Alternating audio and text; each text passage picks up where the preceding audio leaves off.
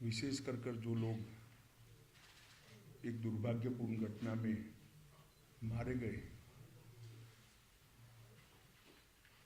रजौरी के क्षेत्र में, इनके आप्तजनों से मिलना और इनकी दुख में सहभागी होना ये उद्देश्य था। परंतु आज मौसम के कारण वहाँ मैं पहुँच नहीं पाया।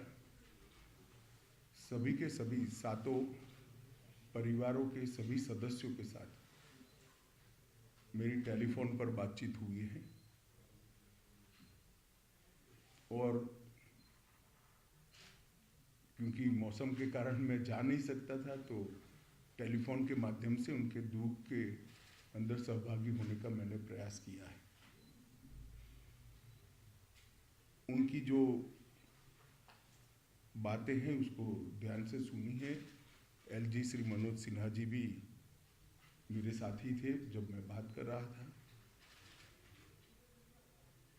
उनका हौसला पूरे देश के लिए उदाहरण रूप हौसला था। सभी लोगों का कहना था एक क्षेत्र हमारा है, हम इसको नहीं छोड़ेंगे। कुछ परिवार पाक ऑक्यूपाई कश्मीर से भी आए थे, फिर भी डटकर लड़ने का मूड इतने बड़े हादसे के बाद भी प्रदर्शित होना बहुत बड़ी बात है। उसके बाद आज यहाँ पर सिक्योरिटी एजेंसीज के सभी पहलुओं पर और सभी प्रकार की जितनी भी एजेंसियां जम्मू कश्मीर के सुरक्षा के लिए जिनकी भूमिका है, वो सभी एजेंसियों के साथ विशेषकर जम्मू क्षेत्र के सुरक्षा के इंतजाम को लेकर एक डिटेल बैठक हुई है। आने वाले दिनों में एक बहुत सुरक्षित ग्रिड बनाने के लिए भी यहां पर चर्चा हुई।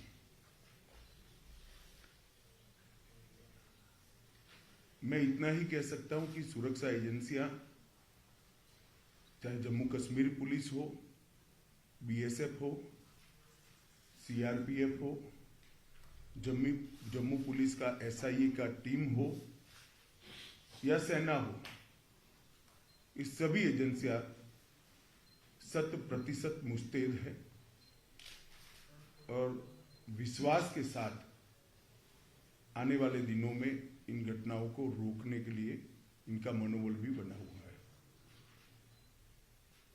ये दोनों घटनाएं जो 2 दिन में हुई, उसकी जांच कल ही भारत सरकार ने एनआईए को सौंप दी है। एनआईए और जम्मू पुलिस दोनों मिलकर इस घटना की जांच करेंगे। जांच में एनआईए के साथ जम्मू पुलिस का पूरा इन्वॉल्वमेंट होगा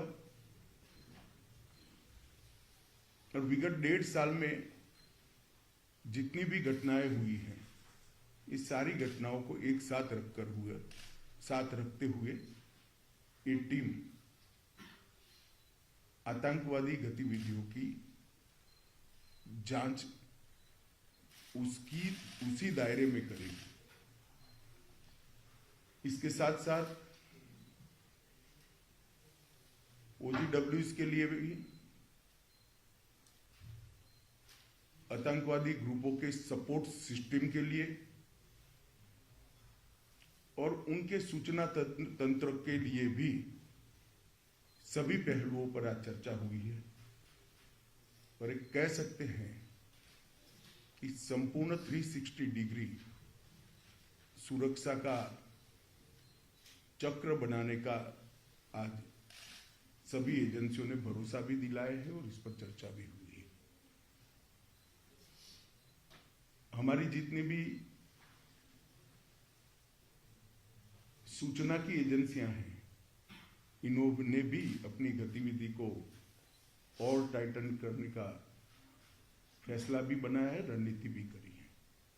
मुझे विश्वास है कि आने वाले दिनों में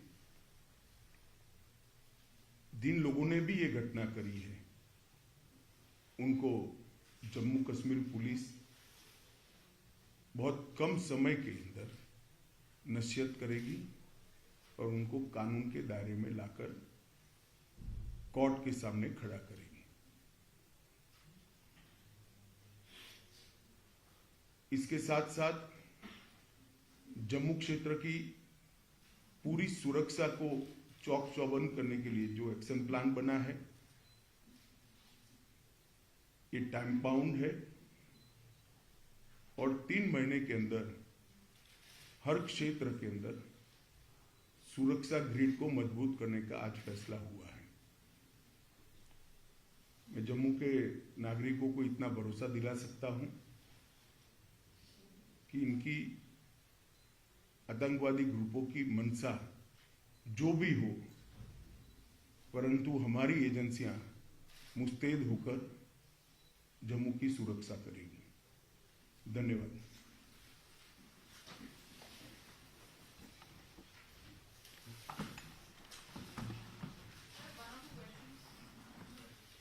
कोई पूछना चाहता है क्या?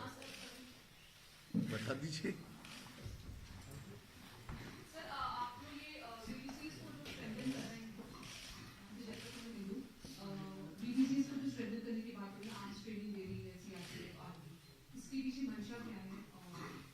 नहीं, इसको एक घटना के साथ मत जोड़िए। ये फैसला अगस्त अंत में लिया गया है।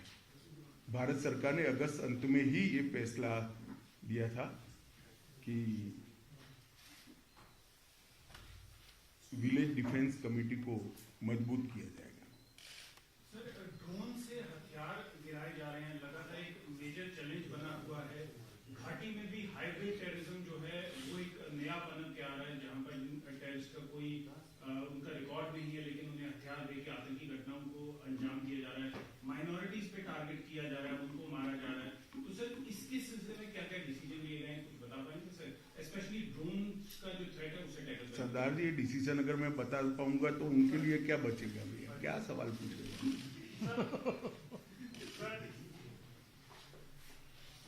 जो विक्टिम फैमिलीज हैं कई आतंकी घटनाओं में जो शिकार होती हैं, जैसे राजौरी में भी हुआ, इसी तरह से पहले कश्मीर में टारगेटिंग के जो शिकार हुए, तो उनके लिए किस तरह से वो उनकी लाइफ बेटर हो पाए? क्योंकि राजौरी वाले इंसिडेंट में काफी जो फैमिलीज हैं वो उनकी हालतें ज़्यादा लो लेवल की हैं, तो उनके लिए क्या किया जा रहा है? नहीं, हर स्तर पर, चाहे घाटी हो, चाहे जम्मू हो, चाहे राजौरी हो, चाहे पूंछ हो, चाहे साउथ कश्मीर हो, जो विक्टिम फैमिलीज है इसके साथ सरकार बिल्कुल मजबूती से खड़ी है। इसकी प्रस्तावित योजनाएं हैं और योजनाओं के ऊपर भी लेफ्टिनेंट गवर्नर को बहुत सारे अधिकार होते हैं। कोई योजनाएं स्पेसिफिक हिस्सों में अप्लाई नहीं होती है, कुछ मर्यादाएं आती है, तो लेफ्टिनेंट गवर्नर कैन डिसाइड। इसमें कोई कोताही नहीं बरती जाएगी। बड़े संवेदनशीलता से और सम्मान के साथ इनके परिवार की सभी चिंता की जाएगी। What is the security situation post these civil attacks in Rajouri and Poonch in Jammu and Kashmir? देखिए, अगर आप इस तरह से स्पेसिफिक पूछना चाहते हैं तो मैं इतना ही कह सकता हूं कि हमने पूरी व्यवस्था की है और सुरक्षा व्यवस्था चौक चौबंद है। एक घटना के आधार पर या कुछ आंकड़ों के आधार पर इसका मूल्यांकन नहीं हो सकता। मूल्यांकन करना है तो जब से जम्मू कश्मीर में टेररिज्म हुआ है, जन्म लिया टेररिज्म ने, तब से लेकर आज तक धारा 370 हटाने के बाद ये 3 साल में सबसे कम घटनाएं भी हुई है, सबसे कम मृत्यु भी हुई है। क्वेश्चन लास्ट, क्योंकि